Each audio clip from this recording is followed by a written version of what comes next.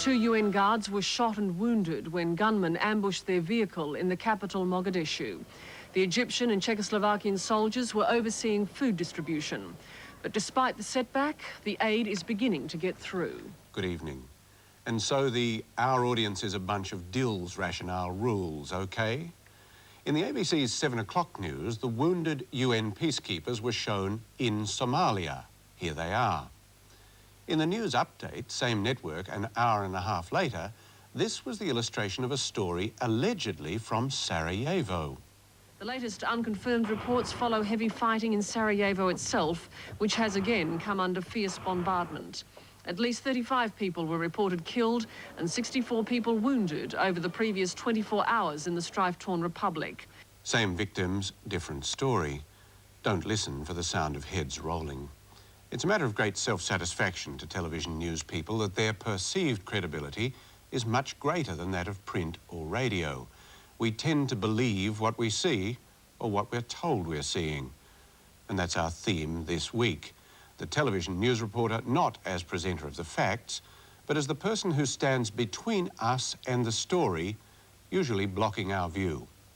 Tonight, in one of the most violent prison breaks in Chicago history, noted murderer Ike Roscoe escaped his date with destiny. Shortly after his bloody jailbreak, his defense attorney and alleged lover, Pamela Farbrother, threw herself from that window in the criminal courts building.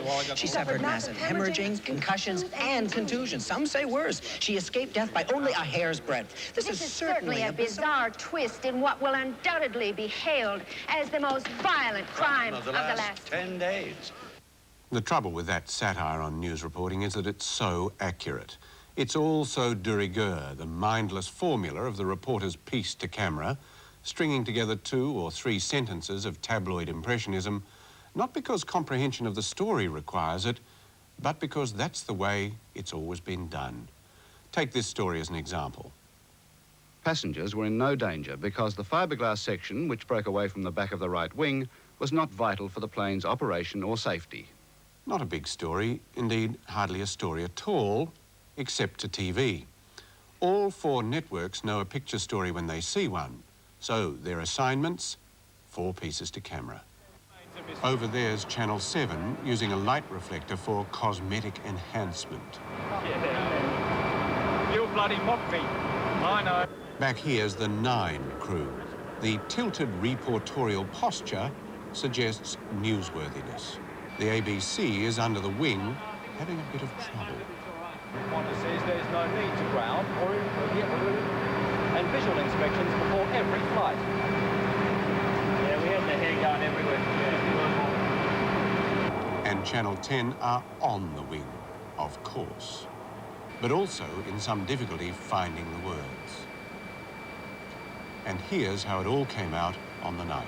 This is not the first time Qantas has suffered this type of damage. The most recent on a jet leaving Cairns in 1990. With a safety record second to none, Qantas says there's no need to ground or even inspect its 6 other 747-200s. It claims it already checks the panels 20 times more often than recommended by Boeing. But what went wrong this time remains a mystery. Yet again proving we don't have a diversity of news services, just a diversity of news faces. But our main point remains that technique, the institution of the piece to camera. On occasions, of course, it's an entirely appropriate device. It's hard because in order to stand here, I've got a gentleman holding me. We have a person holding the cameraman, and we're leaning up against the building. That is the only way that you can do it. You cannot get out and walk through an open area, or else you'll be blown away. More often, it's simply contrived.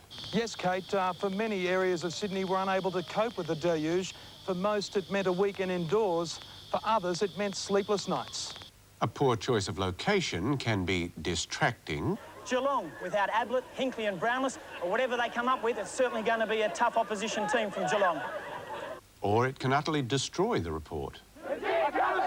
We're seeing no signs of rebellion here. That's not surprising. It doesn't mean it's not happening. Some reports couldn't possibly be meant to be taken seriously.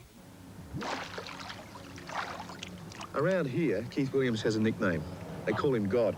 But fate hasn't been real kind to God lately. First, there was the pilot strike. The long-term impact may be a lot different.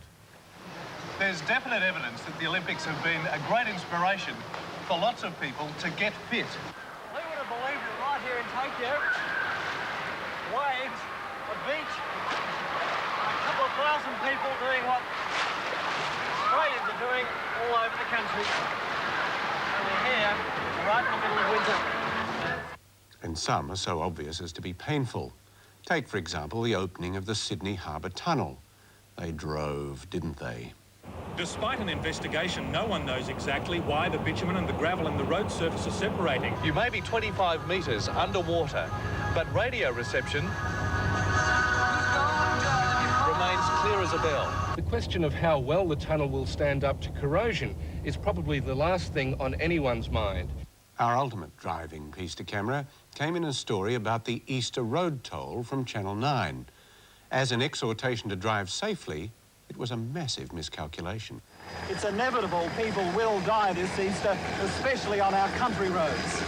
If the toll can be kept to around 13, the lowest ever figure recorded in the last 20 years, then the campaign will be judged a success. Sadly not. Driver fatalities caused by talking to low-flying helicopters leapt. There ought to be an adage that you don't report with children or animals. As for the calves that are too young to send to the meatworks, like this one, well, in a couple of minutes, he'll be shot dead. According to research, the incidence of shark attack in this country is on the decline. But to racing pigeons, the power of the peregrine is something they can live without. Now, so far, Australia's remained free of mystery swine disease, but it is present in Canada. At a certain level, the piece to camera becomes more than a distraction, it's an irritation.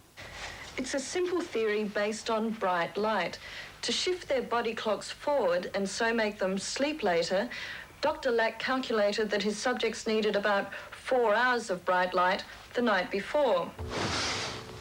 According to the traditional view of ghosts, they're lost souls who hang around in dark bedrooms like this and scare the hell out of you just for fun. In the work of the following couple, the piece to camera is elevated to egregious self-promotion. Angela Bishop from Channel 10. While there may be a lot of people here, they're just not spending like they used to. And I'm Angela Bishop, and I'll have all today's action at the Royal Easter Show. That's next on 10 Eyewitness News. And learn something too, like how not to ride a camel. But a near record crowd of skiers for the opening weekend. This is where the Brumbies call home. Bringing the Brady Bunch to the 1990s was the brainchild of two American sisters. The other half, Philip Williams, the 7:30 Report's man in Tokyo. This is what it will be like during the big, I'm really hanging on here, during the big one. Almost impossible to hang on. In the quiet of night, the cherry blossom lovers gently go about the business of appreciating these beautiful petals. In silence, yeah, whatever. Total disgrace. Flamed the whole operation out for everyone. Let's stick to journalism, I think. What does he mean, stick to journalism? More often than not, the technique is an error of judgment, a condemnation not just of the reporter, but also of the news editor who puts it to air. For example. But at the very top of the list was one of my own dislikes. Don't you just hate a man who spends an age reading the newspaper on the toilet? That the other pieces were lying around the workshop and were thrown together at the last minute by the two prisoners, who once inside had time to share a cigarette.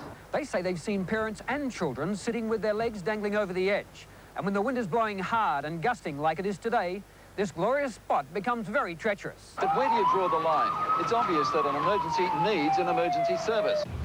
And just for the record, the muffler and the diff, they're as shiny as the paint job.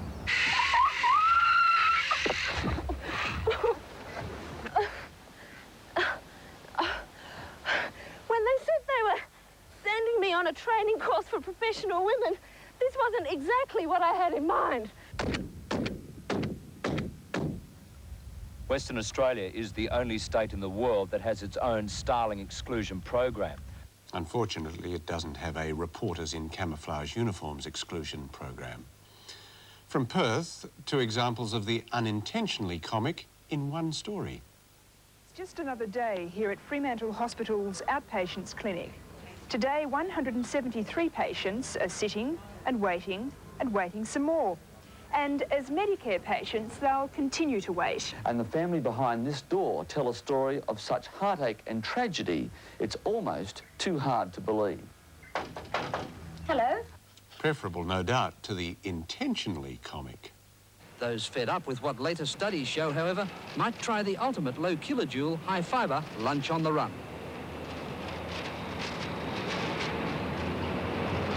John Collis, National 9 News.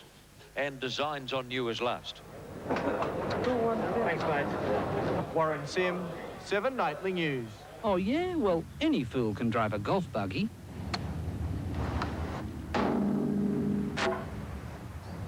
What's the fuss? Mike, we really should get another shot of the city. Nah, don't worry about it. They'll never use it.